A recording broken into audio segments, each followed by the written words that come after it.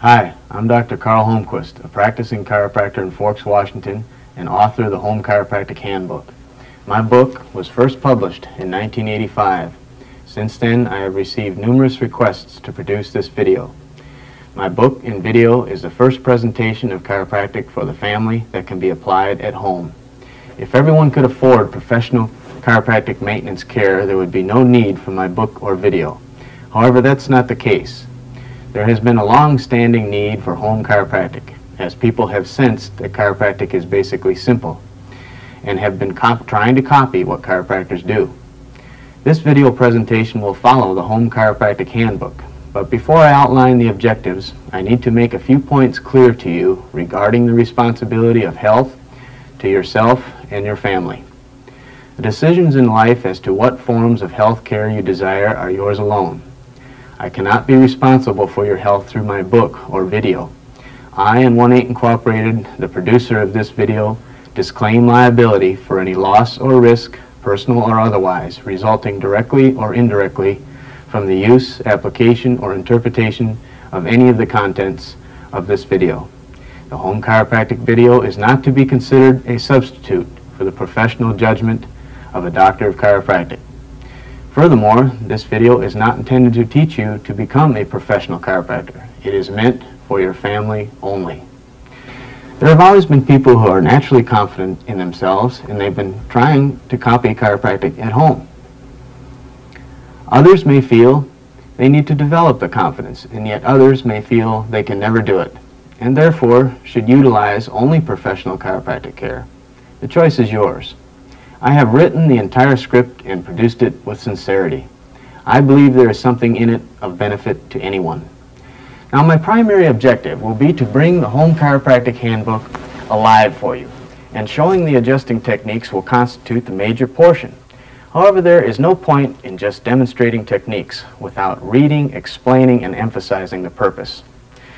I'm not here to entertain you. This is a self-help, self-study video presentation. It demands your concentrated attention and will require repeated viewing. One thing I'm sure of, I know I can convey the simplicity and the beauty of the chiropractic philosophy, science, and art to you. I'm the 4th chiropractor in my family to have graduated from Palmer College of Chiropractic in Davenport, Iowa. Not so long ago, my brother-in-law became the 5th chiropractor. I have practiced for 17 years and cared for thousands of patients. Chiropractic is the simplest, easiest, most natural way to keep your body healthy. Of all the health systems relating to the body, chiropractic is the most scientific. It's based on absolute fact. The brain controls and coordinates all body parts through the spinal cord. We can use nuts and bolts logic here to prove this one. No one in history has ever had their head cut off and stayed alive.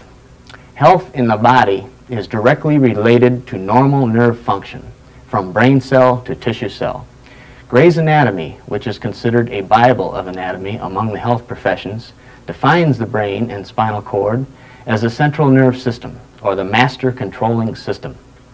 We need only consider who created the human brain, and we know by its magnificent construction that it is the finest computer ever built. The computer, the brain and spinal cord, simply tells the body what to do through its message transmitters, the nerves. The brain is connected to every cell in the body through this intricate message system. To prove this to yourself, just wiggle one hair on your arm. This will stimulate that one hair follicle relaying a message over the nerves, communicating back to your brain. Every cell in every organ of your body is also told what to do by the brain through the nerve system. Although you are not conscious of what your internal body parts are doing or even should be doing, the subconscious centers of your brain are sending messages over the nerves and telling every organ and cell what to do, and further coordinating every organ and cell into harmony. Understanding and maintaining this relationship is the key to health through chiropractic. That is, the brain must coordinate messages to every cell, all parts, so that these parts can function normally.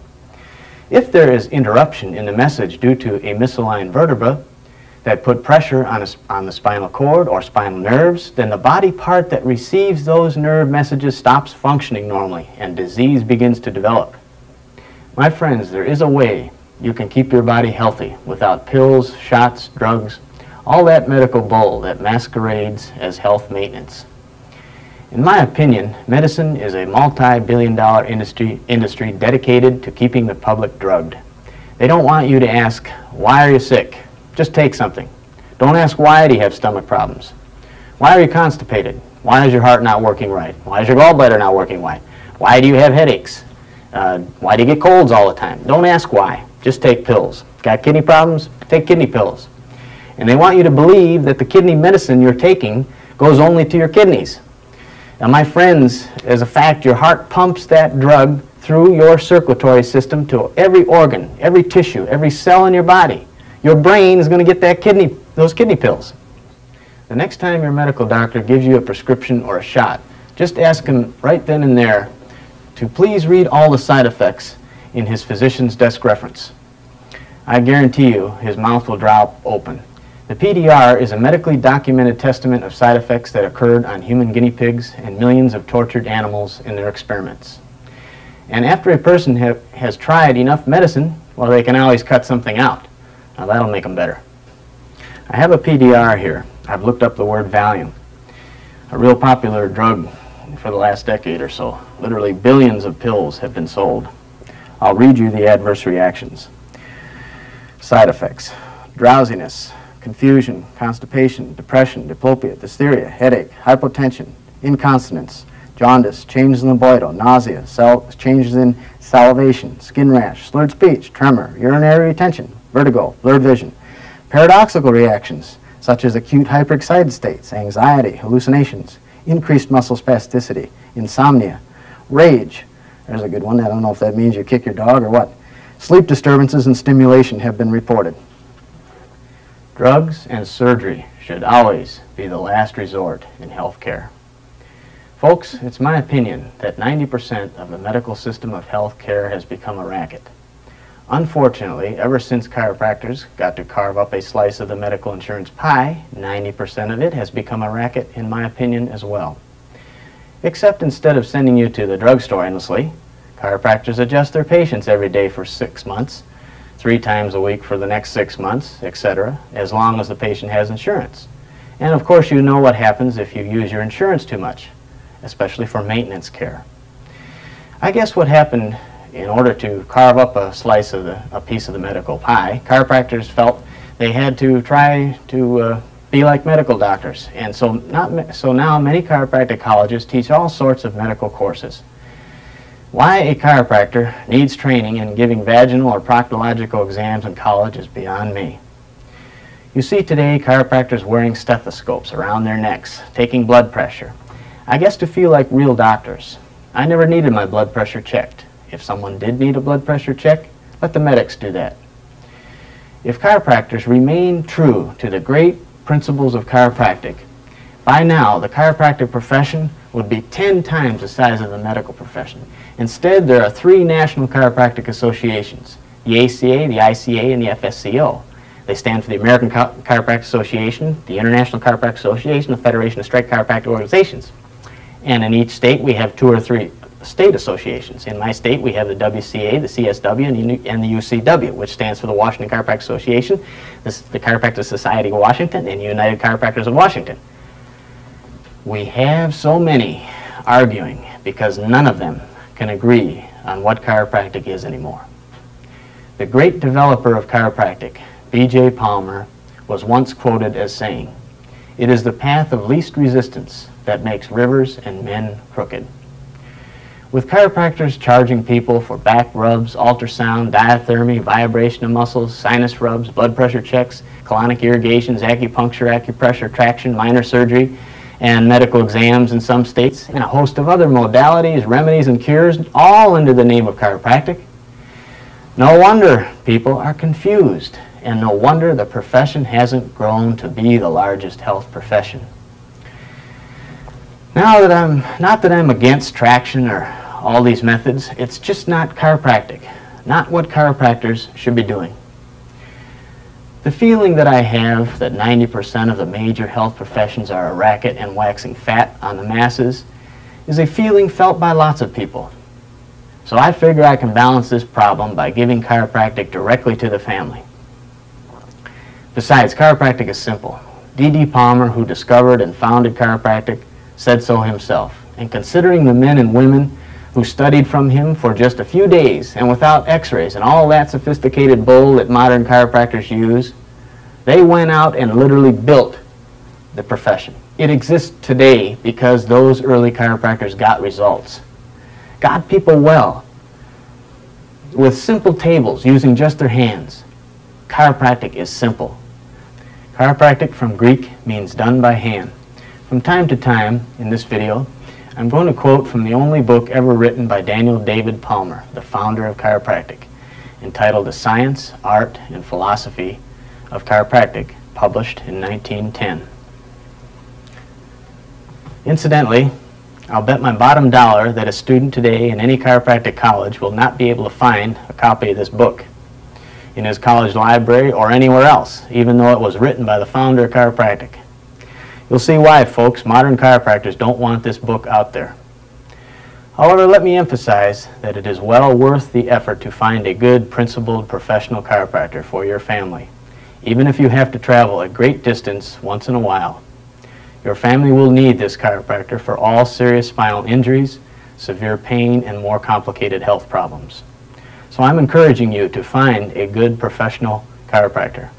And unless their ego is so fat, I feel certain he or she will be willing to help your family with home chiropractic. At this point, let me give you an outline how the rest of this video presentation will follow the Home Chiropractic Handbook. Chapter 2, The Philosophy, Science, and Art of Chiropractic. I will discuss throughout this presentation. Chapter 3, Basic Anatomy of the Spine. So that I needn't spend lots of time teaching you this topic, as I've recommended, you must study this chapter in my book. Spend some time studying a spinal replica at a college library. Chapter 4, Getting Acquainted with Feeling the Spine. I will go through these procedures and combine them with Chapter 5, Spinal Correcting Techniques Applied. Chapter 6, How to Build Your Own Chiropractic Table, or how to order a table already made for your family. I'll have a few comments on later. Chapter 7, Family Maintenance Correcting of the Spine. I'll give you a synopsis of what real family health maintenance care is. Chapter 8, When to see a professional chiropractor and how to choose one. I feel I've already covered, and you can refer to your book. Chapters 9 and 10, The Educated Mind, The Innate Mind, and the Life Principle of Chiropractic, and 4 Essential Body Requirements and the Effect of Positive and Negative Emotions. I will combine and discuss these 2 chapters last. Okay, Chapter 3, Basic Anatomy of the Spine. This is a spine illustrated in drawing number 1 of my book, except that I also have 2 hip bones attached to the sacrum. This is the sacrum in the middle. Looking at it from the anterior view, the front view. We'll turn it around and look at it from the posterior view, the back view. Drawing number 1 is illustrating a straight spine. However, to find a human being with a straight spine would be difficult. No 2 people are shaped identically. Just as we all look different on the outside of our bodies, we look and are shaped differently on the inside of our bodies. Each person follows a genetic code and may naturally resemble other family members, yet each member is a unique individual. If you look at your hand and compare it with the hand of anyone else, you will see that it is shaped differently. Your fingers are custom tailored for you. There's not one vertebra in your spine that would fit the spine of anyone else in the entire world of billions of people. The term scoliosis is a $10 word used by doctors to denote curvature of the spine. We'll put a curvature in this guy. And the phrase rotatory scoliosis is a $20 word, which means simply curve with a twist. Now at this point, I would like to make clear some confusing ideas regarding scoliosis. There are just 2 types of scoliosis. Normal scoliosis, curves you're born with, and scoliosis caused by injury. The second type, scoliosis caused by injury, is rare, as it is the result of some traumatic accident that has actually changed the shape of the spine. This type needs care by a professional chiropractor. Many times in my practice, patients come in who have been very frightened by some medical doctors and some chiropractic doctors. These patients have been told that they have curvature of the spine. Some medical doctors tell them they will need to wear a back brace for 2 or 3 years in order to straighten them out. And some chiropractors tell them they'll need adjustments every day for months or years. I simply explain to these patients the fact that every human being has a unique shape to his or her body, inside and out. Therefore, unless there was a traumatic injury, there's no cause for alarm. That's just how they are naturally shaped. The doctor can take the same x-ray view of 1,000 different individuals and put them on a viewing screen. Not one of these films will superimpose the other. Every single x-ray will verify unique curves and contours peculiar to each individual. This is the lateral view, drawing number 2, the side view in my book. Again, let it be clear that from the side view, each individual has peculiar curves. Each person is shaped differently than the spine of anyone else. From the lateral view, we see people with humped backs, flat buttocks, protruding buttocks, straight necks, turtlenecks, long necks, curved necks, short necks. Virtually all shapes and sizes of people can be observed. People born with spines that have a peculiar shape, such as the humpbacked individual, are often thought to have terrible pain. This again is just an example of variety in life. People having unusual shaped spines may not be suited for normal lifting or sport activities. They can, however, be healthy and free from pain. All that is necessary is for each individual vertebra to be aligned in conformity with all the other vertebrae in their peculiar spine. And in this way they can enjoy good spinal health. So the object is not to straighten the spine out, but to make sure each vertebra fits the way the person is normally shaped. What's normal for them? Let's misalign the vertebra. Okay? What we need to do is put that vertebra, we'll misalign a little better here. Okay. We need to put that vertebra back into shape, into the shape that the person normally has, not try to straighten them out.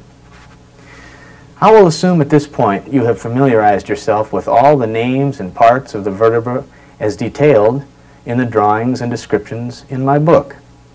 But I'll give you a little review. Let's start from the top. We have 7 cervical vertebrae in our neck. The base of the skull bone, which is called the occiput, articulates or joins to a vertebra called the atlas, which is shaped like a ring.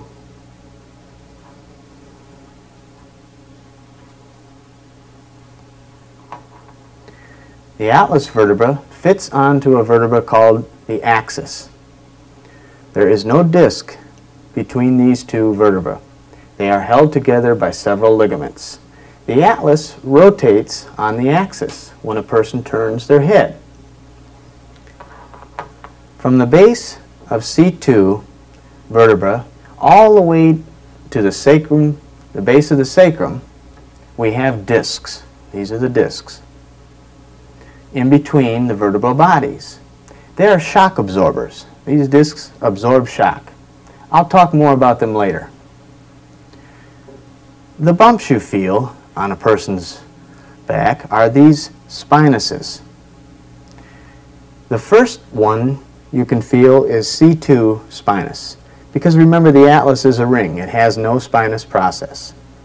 The spinuses in the neck are kind of short, except for C7, which begins overlapping and looking like a thoracic vertebra, which all overlap each other. The 5 lumbars have thick spinuses projecting straight back. I'd like to mention that the 12 thoracic vertebrae all have a rib adjoined to each side, coming around to the front, forming the rib cage. A person may not realize that a jolt to the chest can misalign a thoracic vertebra. Now the transverses are these short projections out to the side. In the neck, they are very short, except for this atlas vertebra, which has long transverses. The thoracic transverses are long, and the lumbars are short. While it's easy to feel the spinuses on a person, it's difficult, almost impossible, to feel these transverses, as they are covered by lots of muscle. In fact, there are 40 paired muscles and 33 ligaments attaching to the spine. It's magnificently constructed, built strong to protect the vital spinal cord, and yet very flexible and movable. The spinal cord passes all the way from the base of the skull, from the brain, down through each of these vertebrae, emitting spinal nerves between the vertebra from the base of the skull to the tip of the sacrum. If a vertebra is misaligned, not fitting in conformity with the rest of the person's spine, it will squeeze on these spinal nerves. This squeezing pressure will interrupt messages to and from the brain, resulting in eventual disease. The bone below the lumbars is called the sacrum. It joins the two hip bones on each side to form the pelvis. There are three parts to the hip bone. We have the ilium, we have the ischium, and we have the pubis. Again, I recommend that your family get one of these spinal demonstrators. It'll make studying lots of fun, so much easier. And incidentally, I don't make a plug nickel from selling these. I would appreciate it though if you'd mention to the company that you heard about them from my video. To obtain a plastic spinal replica, call or write.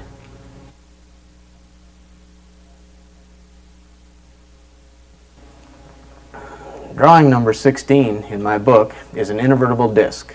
Now here is an overworked term that can make a lot of money for some doctors. The term slip disc is a misnomer, as the disc does not really move. Discs are firmly attached to the vertebra above and the vertebra below. In reality, what moves is the vertebra upon the disc to a slight degree. In the misalignment of a vertebra, the disc is off-seated, causing uneven pressure to bear upon the disc. This can cause the disc to bulge, to appear to have slipped. The bulging disc is often misdiagnosed as a herniated disc. To clarify this, true herniation of the disc occurs when the nucleus pulposus, the soft jelly-like material in the center, ruptures out through the annulus fibers, the circular fibers. At this point, the disc has deteriorated to a great degree. In the case where the disc is truly herniated, the individual experiences severe pain and is usually directed to have an operation to remove the remaining portion of the disc and to fuse the vertebra above and the vertebra below. Therefore, 3 vertebrae are fused. People with a high tolerance to pain have suffered through this experience, in which case the intelligence in the body heals the area, sending in calcium and naturally fuses the vertebra. Natural fusions occur in the spine, most often on older people, and this causes them to walk, bend, turn their heads in very robotic, stiff-like movements. The herniated disc can result from a very abrupt traumatic accident. However, this is rare. It is most often the result of a misaligned vertebra that has been neglected for a number of years. It follows, if a person will maintain proper alignment of his spine, these drastic consequences of misaligned vertebra need never occur. The discs are shock absorbers, and they will wear evenly, and the spine will remain comfortable and flexible while aging. The older individual may need to slow down his activities a little in life, but he can remain healthy and with ease of motion by continuing good spinal care. Furthermore, the opportunity for maintaining health throughout the entire body will be enhanced. So we'll erase this negative picture because you're going to get good spinal adjustments, good health, and keep your spine healthy all the time.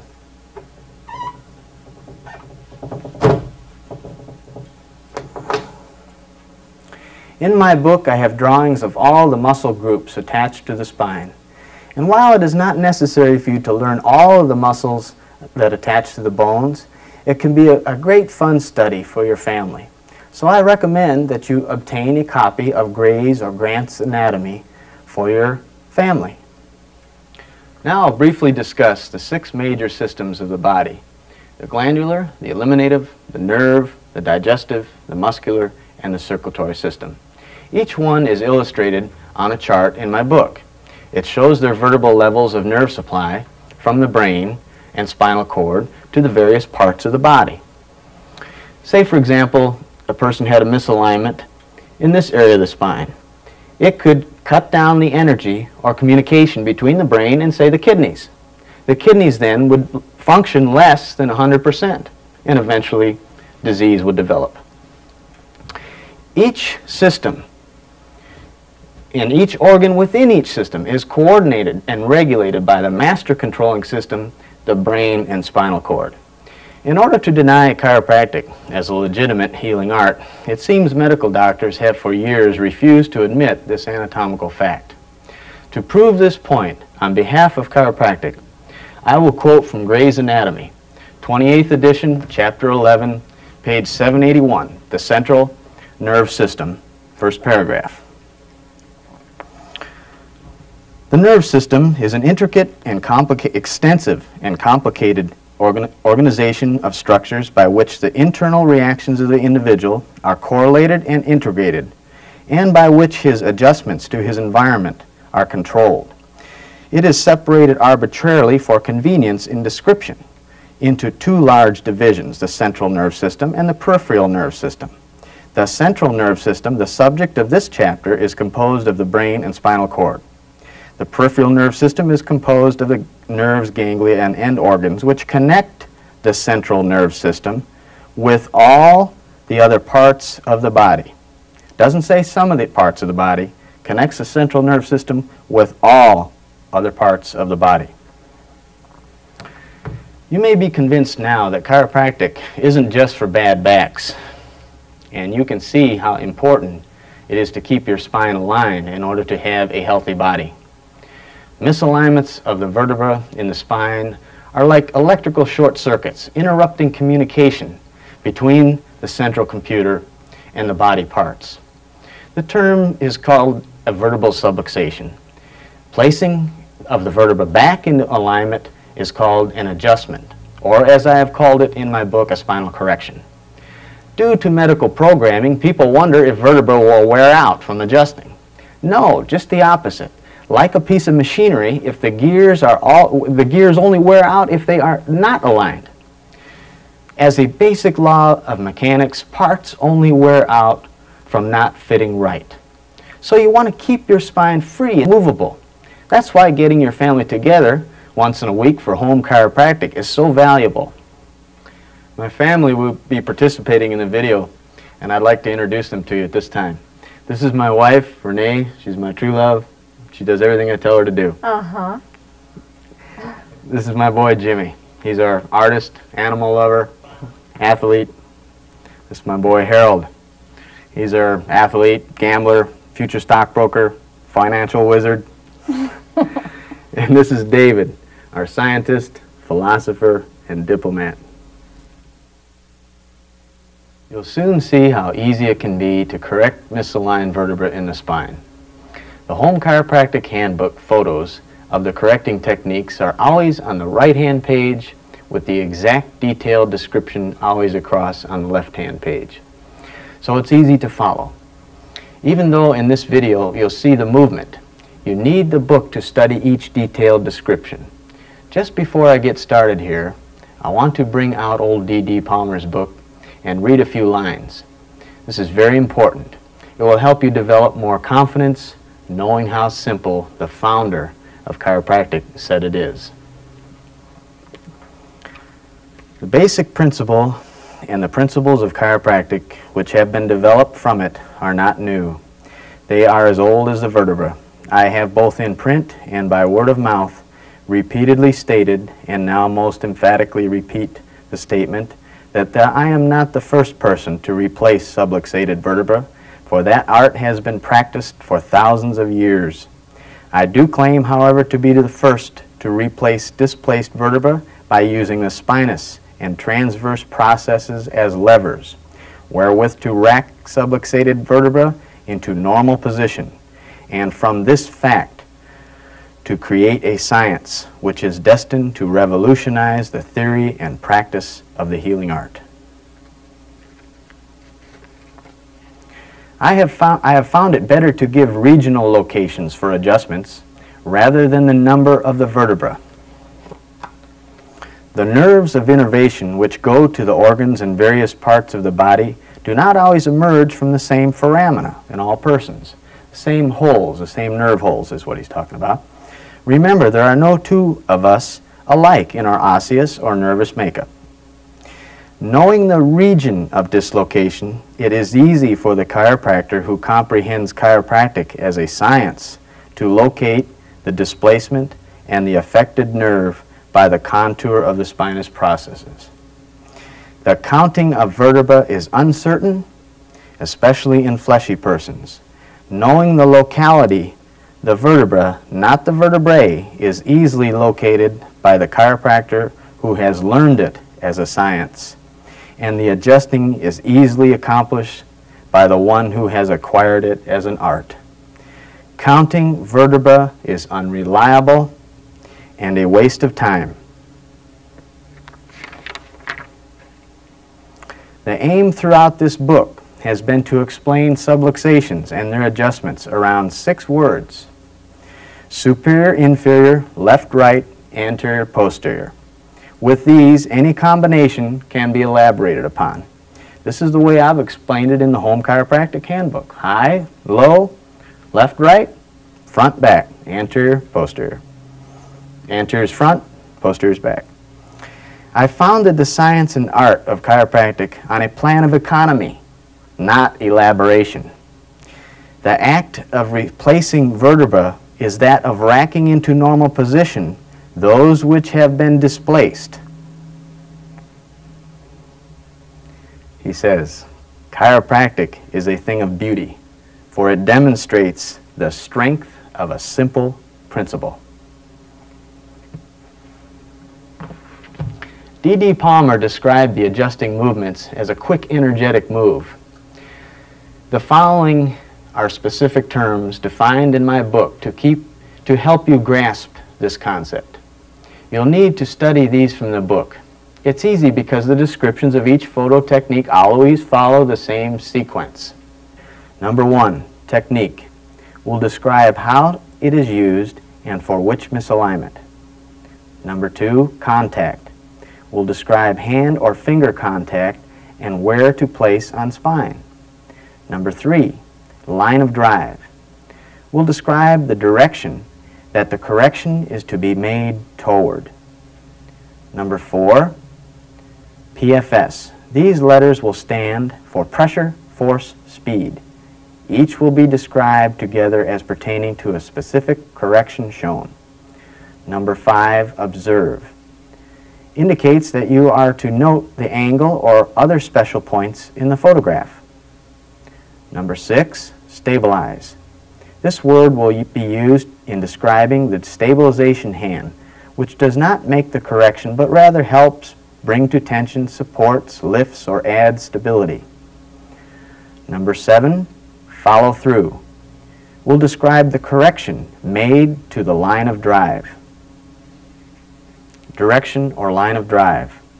Each person is a uniquely shaped individual, and the line of drive will vary with each one. Pressure. You'll see how to apply pressure with your contact hand or hands, bringing the general area to tension. Force. The amount of force needed must be determined by common sense. If the individual is relatively large with a muscular build, it may take considerable force. However, if the individual is small in stature, less force will be needed. with older people and children, very little force is needed. In fact, just use a little force with all corrections. When you develop confidence, you will know if and when to increase the amount of force. Force is relative to muscle tonus, size, and age. Speed. Speed is a complement to force. As a general rule, the more speed you can develop in correcting vertebra, the less force you will need. Speed is especially appreciated by persons with tenderness or pain. Force with speed should only be initiated after the area has been brought to tension. In this way, you are not jolting the person when you follow through with the correction. In summary, it takes the right direction, applying pressure to a point of tension, providing sufficient force with speed to set the vertebra in motion and reestablish its normal position. It's a fluid motion. Old-time chiropractors used to say, just set the vertebra in motion, and innate, the inborn intelligence in the body, will seat the vertebra in its normal position. Now we're going to cover chapters 4 and 5 in my book. We'll begin with motion feeling of the thoracic vertebra and lumbar vertebra. When checking mobility in a person's spine, remember people are different, and some will naturally be more flexible than others. All that is necessary is for each vertebra to move relative to that individual's degree of mobility. First, have the person sit up straight. Holding or grabbing each one of these spinuses one at a time, have him slump forward. Grab each one and hold it. Each time he bends all the way up the spine. Okay, next, begin again at the bottom and go all the way side to side. Each one should move. As you proceed up the spine, every vertebra should have mobility. If one isn't moving, that's a misalignment. The bumps you feel on a person are these spinous processes. Sometimes you'll feel one sticking straight back. It is misaligned straight back. Following along in my book, I'll show you the adjustment described in photos 1, 2, and 3 to correct these straight posterior thoracic vertebra for T1 through T12 using the thenar portions of your hands. Place them under the thoracic transverses and adjust straight in. Folks, for easy reference, make note my left hand always has my wedding ring on it, the same as in the photos in my book. If you feel the spinous process sticking straight back, like I've showed you on the steel spinal demonstrator, using the thenar portions of your hands, place them equally on each side of that spinous, over the transverses. Now the spinuses overlap a little, so you can have the person pick up their chin, just set it down looking forward a little bit. Okay. Now I want to make a point here that this is not a 1-2 adjustment, isn't a 1-2-3 go jolt. Bring to tension. You might have the person take a deep breath, exhale, and relax. You'll be driving P to A, from back to front. Okay, with a little PFS, pressure force speed. Here's the adjustment. I'll show you that again.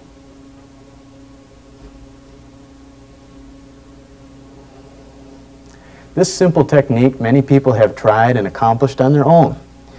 Even rotated thoracics are often corrected by straight posterior adjusting.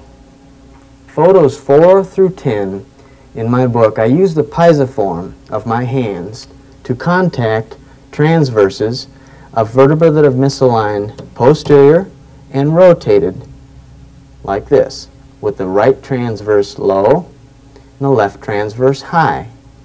You can feel a vertebra that's misaligned like this by taking your fingers and placing them on each side of the spinuses and feeling on down. And when you feel that one that's distinctly off to the left, you'll know that the right transverse when the spinous is off to the left, right transverse is low, left transverse is high. Take your piezoform, contact over that transverse, you'll be lifting up, driving superior, and this one will be driving inferior. Just like that. To get a good mental picture, draw the misaligned vertebra on your family member the way you feel it. When you're palpating down the spinuses and you feel a spinous off to the left side, you'll know that the right transverse is low and the left transverse is high.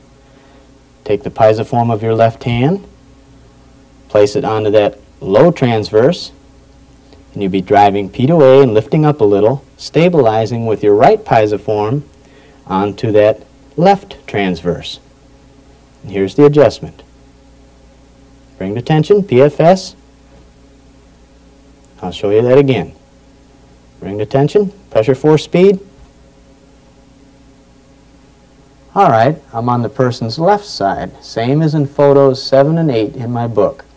Stand in a balanced, comfortable position. Feel the spinuses, and when you feel that spinous that's off to the right, that spinous will be off to the right, you'll know that the left transverse is low and the right transverse is high. We'll take the pisiform contact of my right hand and place it on that left low transverse. Take the pisiform of my left hand and place it on the right high transverse. Stabilize that one. Tissue pull, you can see that vertebra is going in place on the tissue right there. Okay, we'll bring it to tension. Bring to tension, pressure, force, speed.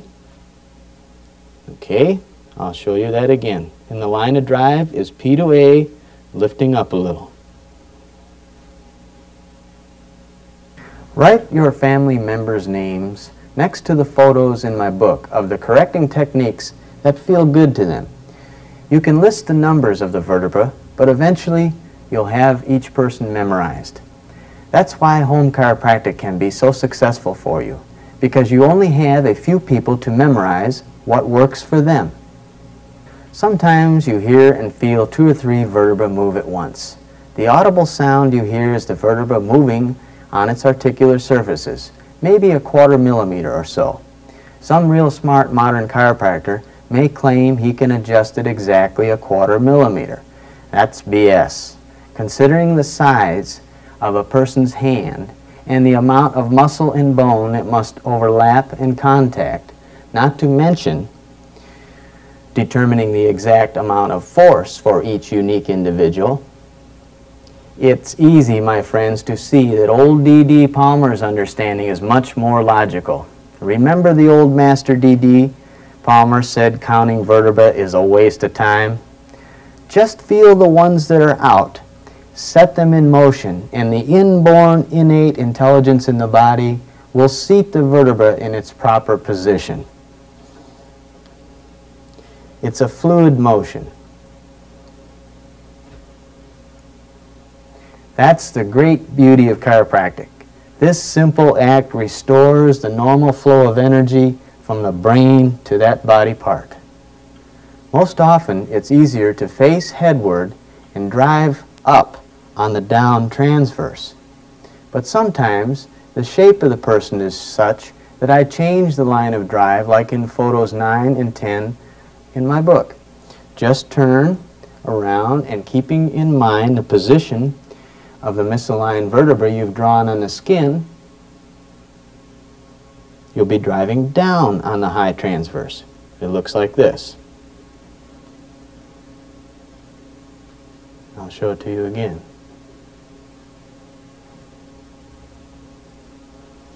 Well, that's how simple thoracic adjusting is. When you get good at it, you'll be able to change your hand position instead of moving to the other side of the person.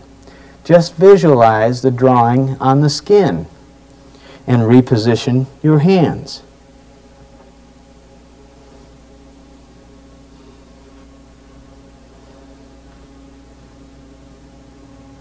Motion feeling of the lumbars is easy. Just firmly grasp the spinous of the lumbar with his knee between yours. Feel the movement of each spinous. They should all move freely relative to the rest of them. Motion feeling of the pelvis is easy. Grasp the crests of the ilium, placing your thumbs over the dimples. Have the person pump like a bicycle. The hips should move free, equal, and without pain. The old million-dollar roll, as people used to say, is an adjustment patients have tried copying for years. They'd adjust them on one side and then on the other, and they got results. I'll show you these lumbar and pelvic techniques in my book, more specifically photos 11 through 16. Now, photo 11 is a pull technique used in L1 through L5 for a vertebra misaligned posterior with the spinous to the right. Have person lying on their right side. The left leg is bent forward with left foot tucked behind right knee. Left foot must be kept firmly in place while the correction is made. Contact is my middle fingers of my right hand firmly grasping the lumbar spinous. Line of drive is pulling laterally, lifting spinuses toward me. Again, this is not a 1, 2, 3, go. Apply pressure to tension with knee of your right leg on top of the person's left leg. At the same time, apply pressure to tension with your left hand stabilizing on the person's left shoulder. To make correction, with your contact hand and finger, pull to tension using a little force with speed, following through line of drive. I'll show you this again.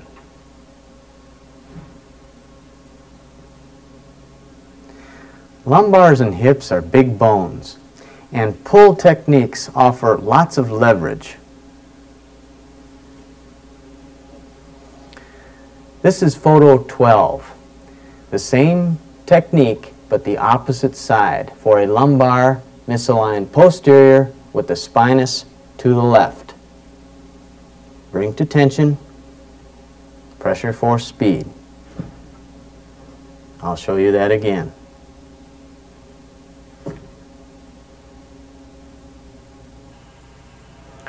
I'm going to combine photos 13 and 15. This is photograph 13. It's a pull technique used to correct posterior left ilium. Ilium has misaligned backward on the sacrum. Contact is my middle 3 fingers of my right hand firmly grasping the posterior crest of the left ilium. Line of drive will be pulling toward me. Bring the tension, pressure force speed. And again. Photo 15 is a misalignment for the same posterior left ilium. It's a push technique, and push techniques are best on children and small adults as there isn't much leverage. The contact is my pisiform on the person's posterior crest of left ilium. Observe, my right arm is 90 degrees to the person's body. Line of drive is P to A, ring to tension, pressure force speed. And again. Now photos 14 and 16 are the same pull and push techniques for a right hip, opposite side. And again.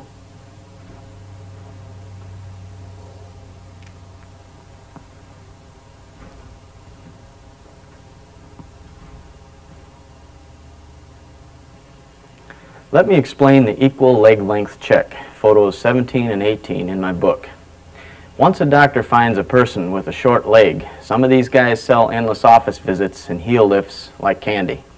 Folks, if I pulled 100 people off the street right now, half of them would have one leg shorter than the other. This check is simply a tool to help analyze the spine. Nothing is always absolute because everyone is unique. The check may be totally useless if a person has an anatomical short leg caused by a birth deformity, broken leg, polio, etc. We are checking for a functional short leg, one that could be caused by a misalignment. Part 1, pull the body straight, grasp the feet and ankles Observe the length. If they're equal, fine. Part 2. Say the left leg is short.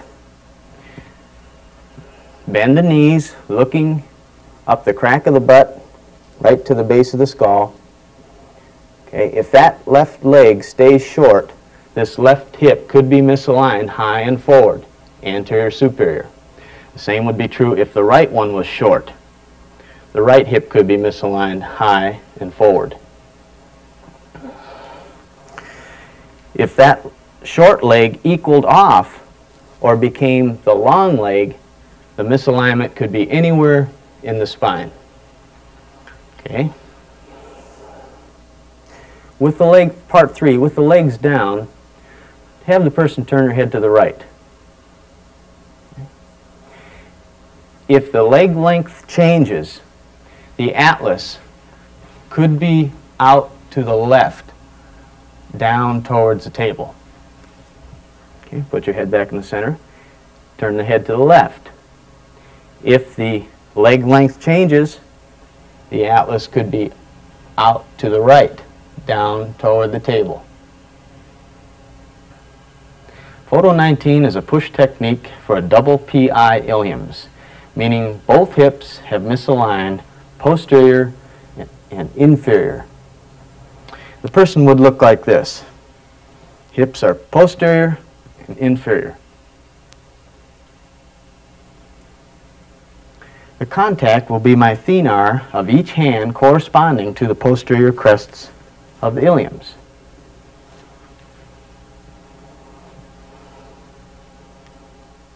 Observe the equal positioning of my arms and hands. Drive P to A and a little superior. Bring to tension, using a little force with speed, following through line of drive. And again. Here's a technique for high and low hips, as in photograph 20. Left one high, right one low. My left hand drives inferior and little P to A. My right hand drives superior and a little P to A. Okay. Bring to tension, pressure, or speed. And again. Now you can use a leg check to figure this out. If you're having a difficult time, just try something different. Professionals do it all the time. They just don't admit it. You can ask the person, how does that feel? And they'll say, gee, that's awful tender. Switch your arms. Bring this hip down and drive the left one up. How does that feel? Oh, that feels much better. That's the adjustment. Bring the tension. Pressure, force, speed. Again. Photo 21 shows another push technique for an AS left ilium. Left hip is misaligned high and forward. The left leg is short on that side, and the person will tend to be pigeon-toed. If both legs are pigeon-toed, then both hips are high and forward. The contact will be my right hand pisiform on the posterior crest of the person's left ilium. Now observe my left hand grasping her left ankle. You may lift the leg slightly for extra leverage. There's a great advantage in these techniques for a small woman working on a big man. The higher you lift the leg, the more advantage you'll have. You'll actually feel that hip begin to move. The line of drive, it will be inferior and a little P to A. Apply pressure to tension, following through line of drive. And again. Okay, photo 22 is the same technique, opposite side, opposite hip. And again. Photo 23 is a push technique used for an external left hip. Hip is rotated outward, causing the left foot and toes to be pointed outward. The bow leg person.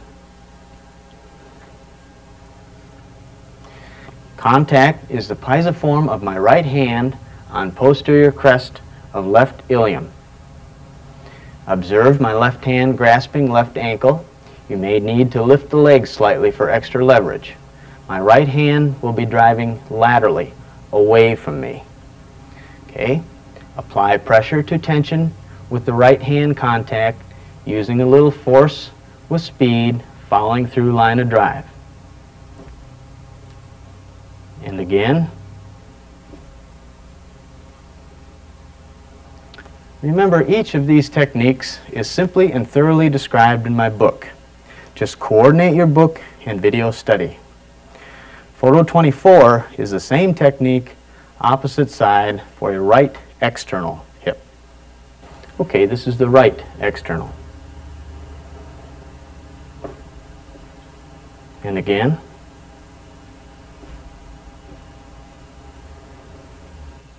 The long leg adjustment or correction. Photo 25 is a push technique used for a PI left ilium. Hip is misaligned back and low on the left side. Contact is my pisiform of my right hand on the left ischium.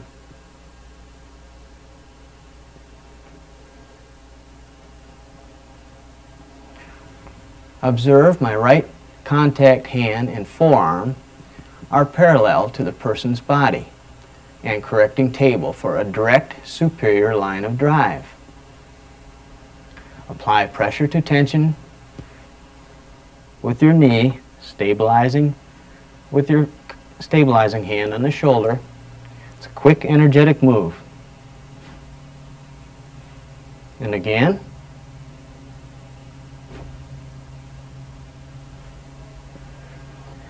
This is photograph 26, the opposite side, opposite hip. And again.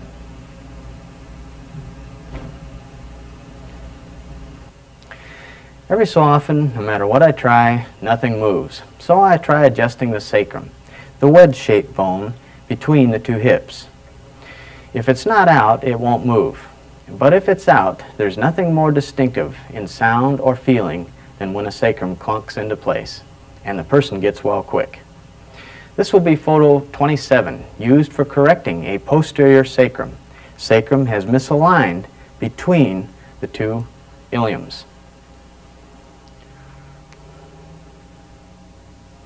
Place your left hand on top of the sacrum, exactly between the two hips, between the two iliums. Observe my right forearm is directly perpendicular to the person's body. The line of drive is P to A and a little inferior.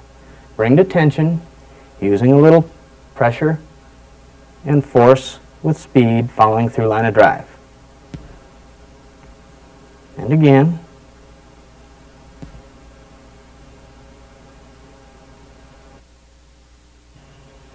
All right, now we'll go through motion feeling of the cervicals. Have the person turn their head to the right and then to the left. Okay. Movement should be equal in both directions. Okay, and then have them rotate their head in one direction as far as it'll go, and then in the other direction. Movement should be free and equal relative to that person.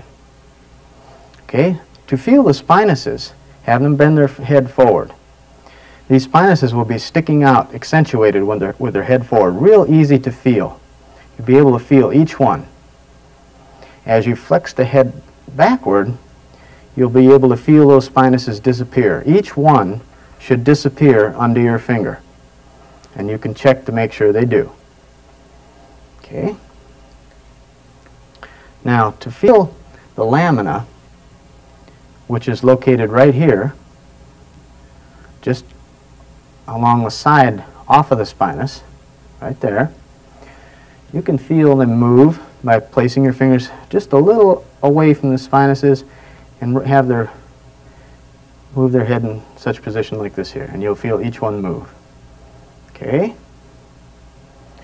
Now the transverses of the atlas, this vertebra, the one that doesn't have a spinous, the ring, remember, okay, it's located just below come off the mastoid bone with your finger here, and just below that mastoid you'll feel the transverse of the atlas. You can put one finger there, and you can use your thumb on this one over here and rotate the head, and you should feel that atlas move just a little. You'll feel those transverses moving.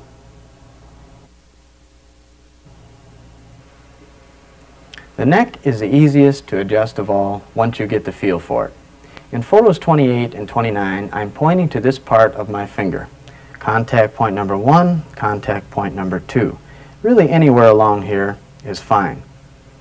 First, let me say that if you had a stiff neck and can't turn it to one side at all, in this case all the vertebrae are rotated to one side with no compensations, and you may need to see a professional chiropractor. Remember, home chiropractic is to help your family have affordable maintenance care, and choose a professional when you need one. I'm going to show you how easy it is to adjust and correct the cervicals. First thing you'll need to do is determine which side the atlas vertebra, C1, is misaligned toward for each family member. It will usually always misalign the same way. Feel both transverses of the atlas. Apply equal pressure and ask the person which side is more tender. There is always a distinct tenderness over the transverse on the side it's out towards. I listen to my patient no matter what leg checks or other tests show, even x-rays. Their viewpoint is from the inside, and it is always the best. I consider the atlas vertebra to be the master key to the spine. Once the atlas listing is determined, I can figure any other cervicals will be rotated to the opposite side to compensate. Otherwise, the neck would be stiff and couldn't turn to one side at all. My wife always has a right atlas listing, so her lower cervicals will be out body left listings. But since I prefer to always adjust the atlas last, let's go to photos 30 and 31, and I'll show you how to feel and adjust C2 through C7. If you get a spinal demonstrator, you can lay it down next to the person and it will help you visualize. The contact point for any cervical C2 through C7 is the lamina. The lamina are just slightly to the side of the spinuses. Okay. If you contact on the transverses on the side, the very side of the neck, the person won't like the adjustment. It's too tender for anyone. Soon I'll be referring to misalignments that are rotated body left or vertebrae that are rotated body right misalignments. From a bird's eye view, as if you're looking through the top of a person's head, you can see the vertebral body. Here's left transverse, right transverse, and the spinuses are straight down, normal for C2 through C7. That's the way they should all feel. If you feel a spinous that's off to the right, the body is rotated to the left. Contact is the left lamina for spinous right, body left misalignment. You'd be correcting it like this with an adjustment.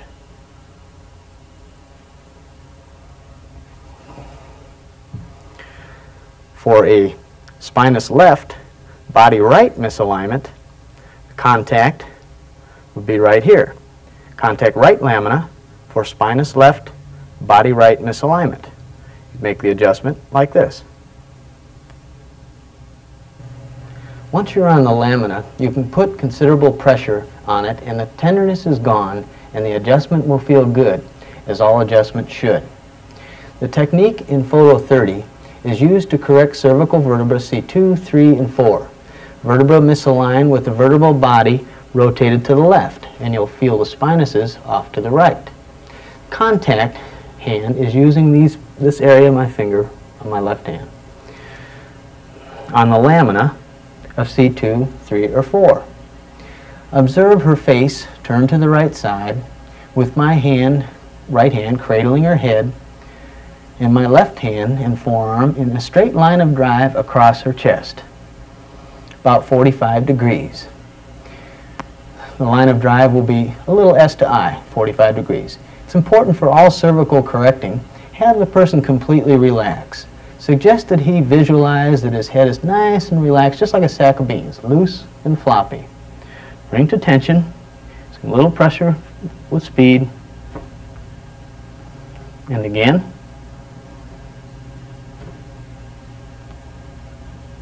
Photo 31 is the same technique, but you must cock the head a little more to get a good correction on C5, 6, and 7. Bring to tension, pressure for speed. And I'll show you again.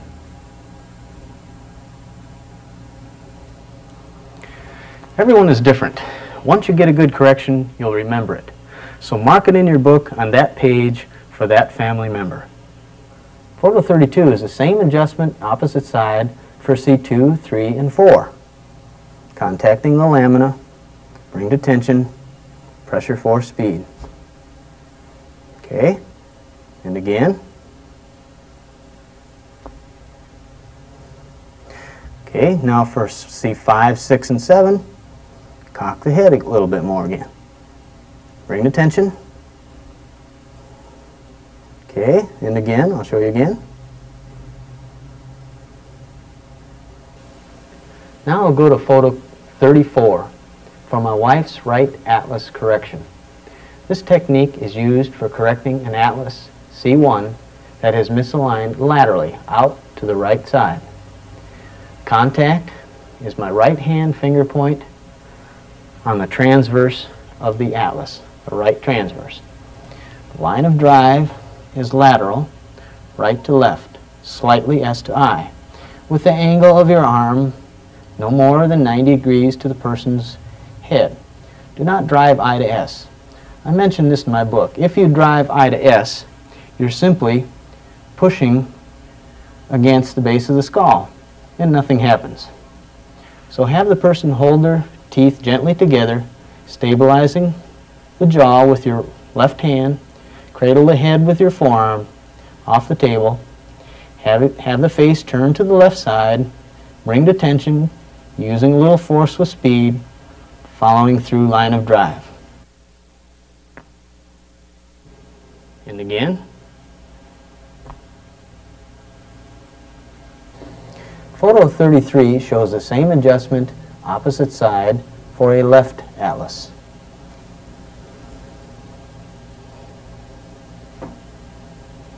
And again.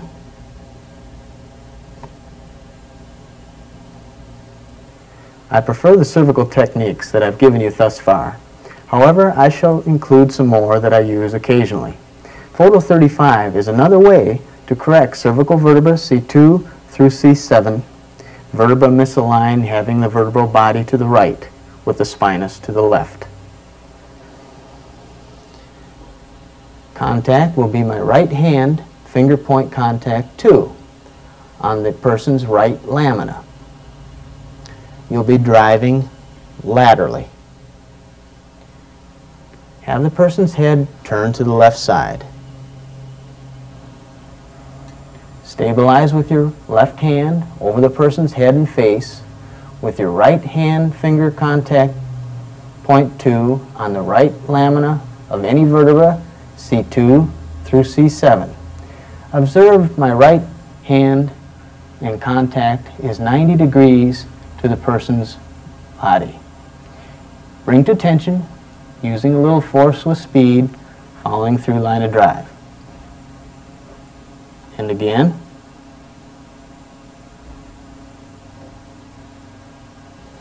Although there is no photo, I'll show you the opposite side for a body left cervical C2 through C7. Stabilize, bring to tension, PFS. Again.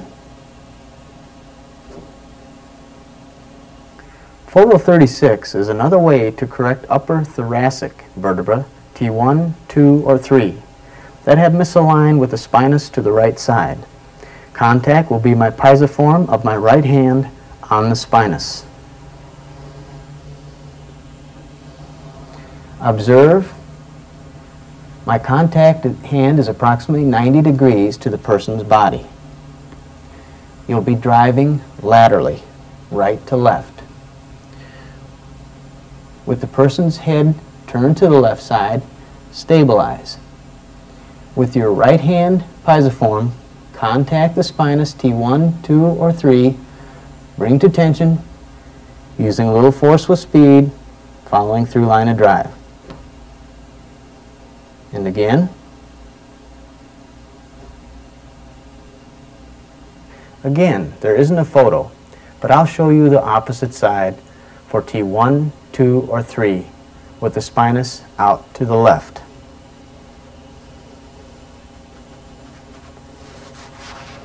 Stabilize, bring to tension, PFS. And again. Photo 37 is a great old adjustment. I can free all the vertebrae up one way and then the other, and they all seat themselves where they belong. The technique is used to correct vertebra C2 through C7, misaligned, having the vertebral bodies to the right and the spinuses to the left. Contact middle finger of my left hand on the lamina of any vertebra C2 through C7. Observe my left hand contact and forearm are parallel to the floor, approximately 90 degrees to the person's body. The line of drive is pulling laterally toward me. Stabilizing with my right hand on the person's face and neck, bring to tension, using a little force with speed, following through line of drive. And again.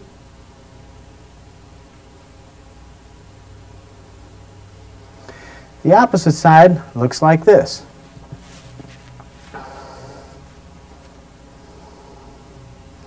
Bring to tension.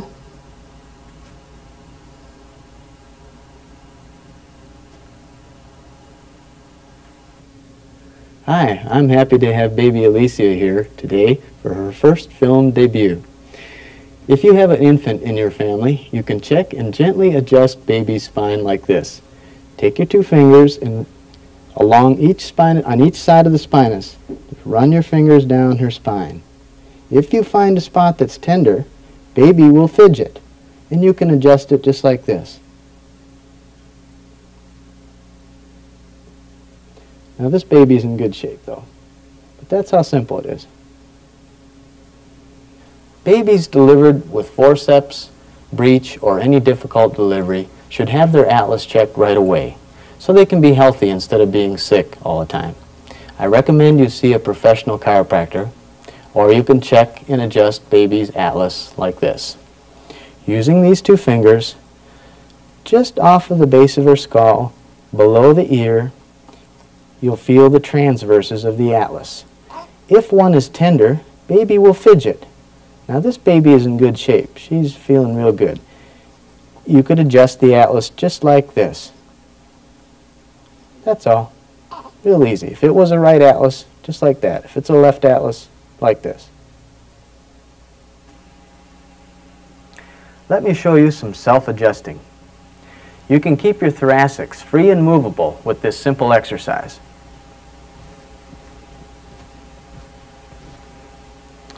Thoracics that feel misaligned will often fall into place by using a low back chair to adjust them, like this.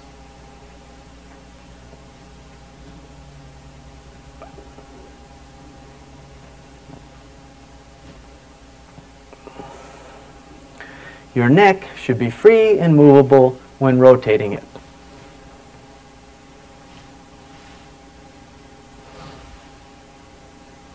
If something feels misaligned, you can adjust your neck like this.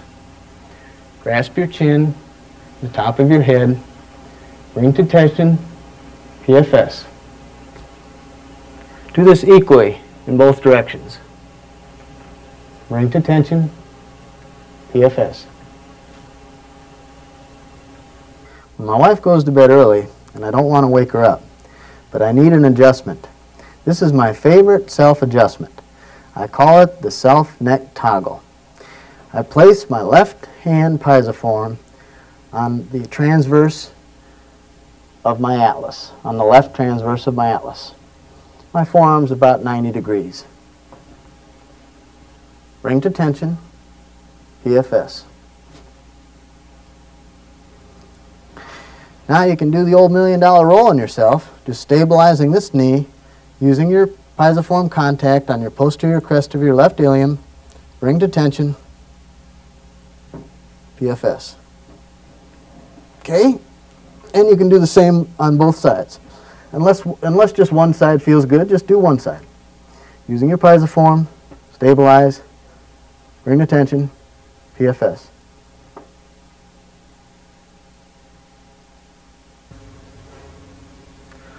I'd like you to see how my family gets routine adjustments. A good general technique that early chiropractors used is simply to adjust up one way and down the other. Works great for maintenance on a person with no serious pain or health problems. The ones that are out simply fall into place when their turn comes.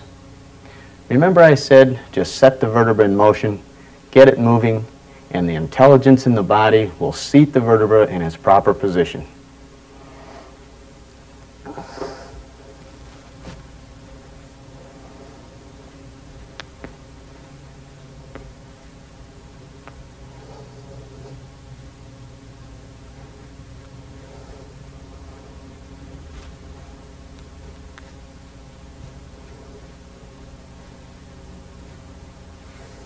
Okay.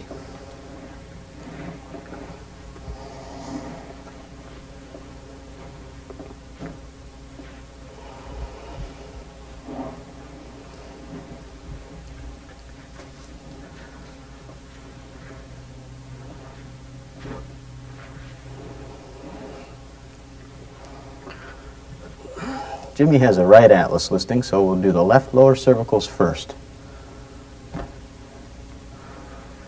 And then his right atlas. Okay.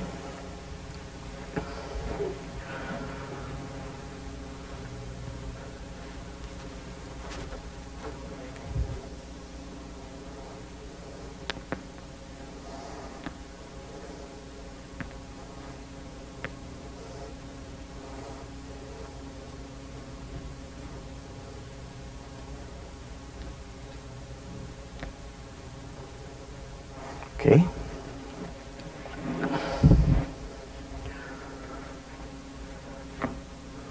Okay.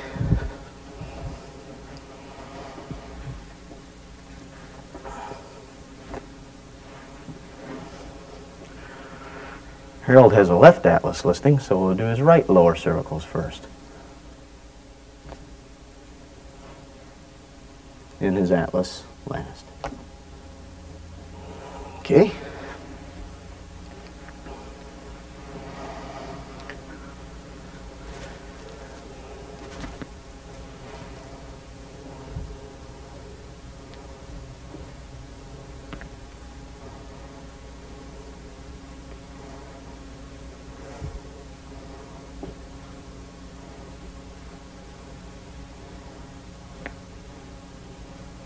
Okay.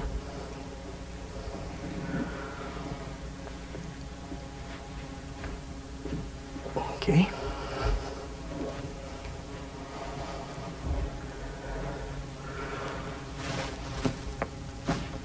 Okay. David has a left atlas listing, so we'll do his right lower cervicals first. And his left atlas. Okay.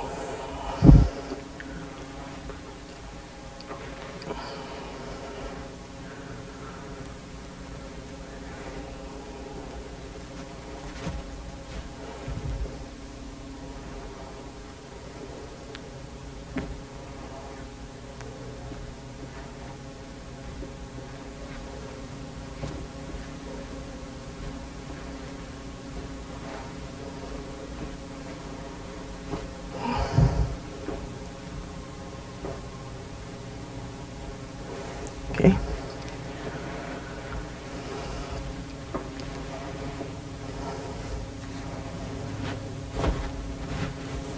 Okay.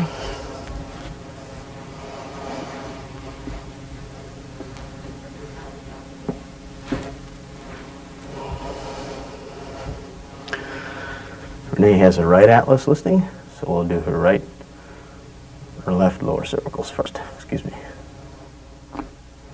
And her right atlas last.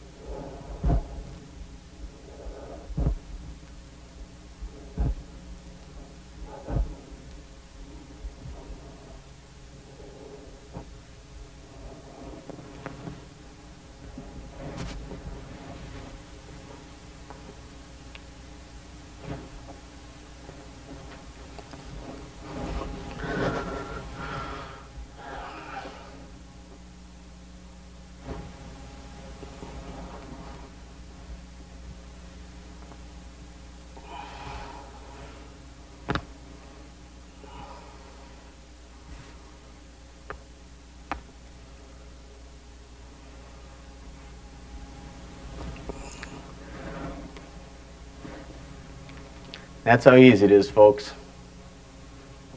And you can see how just one round of at-home family chiropractic can pay for this video and book.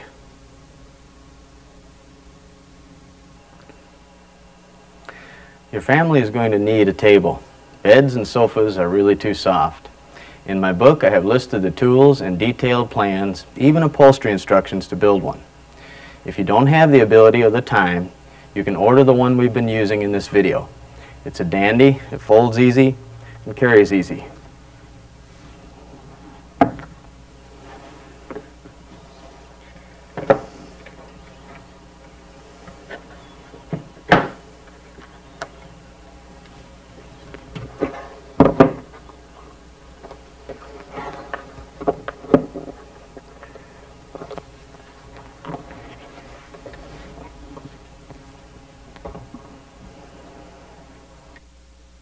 So folks, get your family's cooperation, a home chiropractic handbook, a video, and a table. You'll have lots of fun learning home chiropractic as I've showed you with my family. For ordering information, call 206-374-6500 or write 1-8 Incorporated, The Country Living Store, P.O. Box 2075, Forks, Washington, 98331.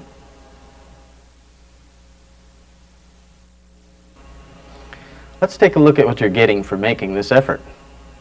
Health maintenance care, as I've explained in Chapter 7 of my book, has been to have a medical doctor check a person for symptoms. My friends, symptoms are one of the last stages of disease, not the first. The body has to malfunction for quite a while before it presents detectable symptoms. Let me outline for you the differences of medical health care and chiropractic health care. Medical philosophy: body must have something put into it or cut out to heal. Chiropractic philosophy: body has innate intelligence, inborn power to heal from within. Medical premise: each body part treated as a separate entity after symptoms develop. Chiropractic premise: keep body functioning as a whole. Medical procedure: diagnosis. Number 1, name the disease condition of the body part affected. Number 2, treat the symptoms. Treat affected parts. Treat the effects, not the cause. Chiropractic procedure: spinal analysis.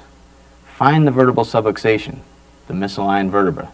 Number 2, remove the cause of the condition, interference of message, brain to tissue cell. The medical application: number 1, drugs. Number 2, surgery. Both have side effects. Chiropractic application: spinal correction by hand, no side effects. Medical results: pain or symptoms suppressed by drug, weakens body resistance. Surgery removes parts. Body must function less than 100% whole, less than 100% healthy. Chiropractic results: restore communication and coordination of brain with all body parts, strengthens body resistance, maintains body up to 100% healthy. Therefore, utilize medical professionals when necessary and for emergency care, as they are equipped and best suited for this purpose. By comparison, I hope you have gained an appreciation for real health maintenance care and the great principle of chiropractic. Innate intelligence, life within the body, heals the body. This is why so many remarkable healings have been effected through chiropractic. No doctor of any kind ever healed anything. I'll share a poem with you written by B.J. Palmer, who was the son of D.D. Palmer. Against all resistance, this single man, B.J. Palmer, fought for chiropractic and made it famous. The truth. We chiropractors work with the subtle substance of the soul. We release the prisoned impulse, the tiny rivulet of force that emanates from the mind and flows over the nerves to the cells and stirs them into life.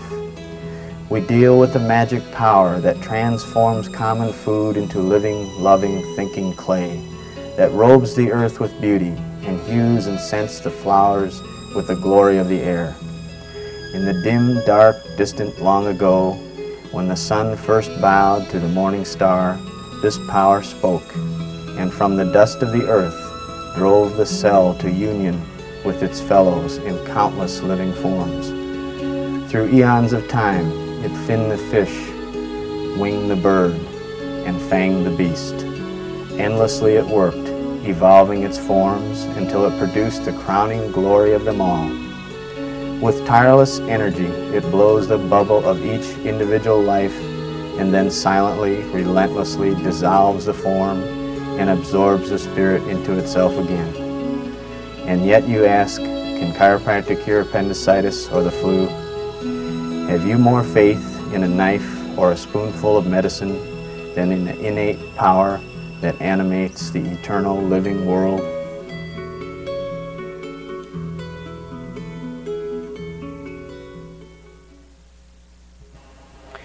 My friends, in the last minutes of this video, I want to convince you that you can consciously cooperate with this great universal intelligence within you, and you can be healthy all of the time. It just takes some study and practice. Let's see how it works from an inside viewpoint. I have here what I call the stickman drawing. B.J. Palmer referred to the conscious portion of the mind as the educated mind, the thinker. That's you. He referred to the subconscious as the innate mind, the doer. It has all the power. Christ, the great master teacher, fully understood and taught this principle. He said it this way, "As a man thinketh in his heart, so is he." He understood what you think and choose and dwell upon in your educated mind becomes impressed into your innate mind and manifests in your body and or environment. He taught this as an exact law. This is why he could further emphasize, "Be not deceived. As you sow, so shall ye reap." The garden he spoke of is this great subconscious innate mind. And what thoughts you plant will grow and manifest in your life. In relation to this simple stickman schematic, one thing you should know is the power of suggestion. The thoughts and ideas that you drive down deep into your subconscious mind, or suggestions that you accept from someone else, can profoundly affect your life and your health. There is nothing, my friends, more powerful in influencing the mind and body toward health or disease than the power of the spoken word once it has been impressed deep into this subconscious mind. How suggestion works is explained in greater detail in the Home Chiropractic Handbook. Let's say you choose to eat a biscuit. Now you can swallow it up, and that's all you can do. Now, as long as there's no interference with the digestion of that biscuit, the power of the universe, innate, will convert it into living tissue, blood, lymph, bone, muscle, skin, while your very brain is made of that biscuit. My friends, there isn't any doctor, preacher, scientist, anybody that can make blood out of a biscuit. All right, now what can interfere with this process? Well, we know that a vertebral misalignment caused by life's various physical activities can disrupt the digestion.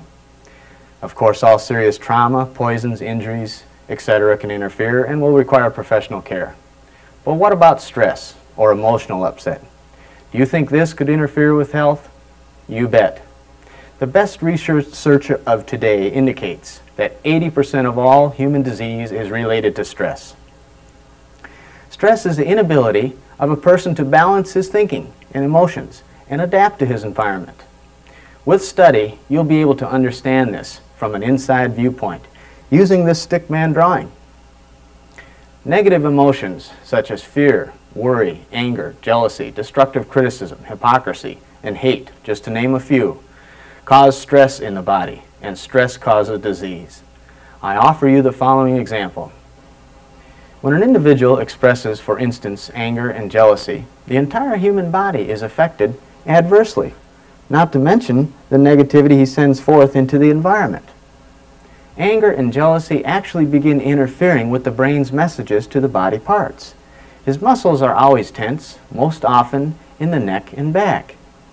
Because muscles attach to bones, muscle tension causes an uneven pulling and ultimately misaligns vertebrae. Thus, organic breakdown of the body begins due to lack of normal nerve transmission, brain cell to tissue cell. An example can be given of a man coming to my office complaining of headaches and stomach ulcers. I could examine his spine and undoubtedly find subluxations in his cervical and thoracic regions, limiting nerve transmission to the stomach and the head. I could adjust these vertebral misalignments, but if the man is constantly expressing any negative emotions, such as the ones we're discussing, anger and jealousy, then I would be simply adjusting the effect. His vertebra will again become misaligned in a short time due to this stress caused by these negative emotions, and his body will continue downhill to serious disease. He can see any type of doctor in search for health, and each doctor will treat the effect of the body, altering the body in some way. The cause is the incorrect programming of his subconscious computer. He just didn't program this properly. Caused disease in the body. He must seek a doctor that can find the cause behind the effect, or he must discover it for himself.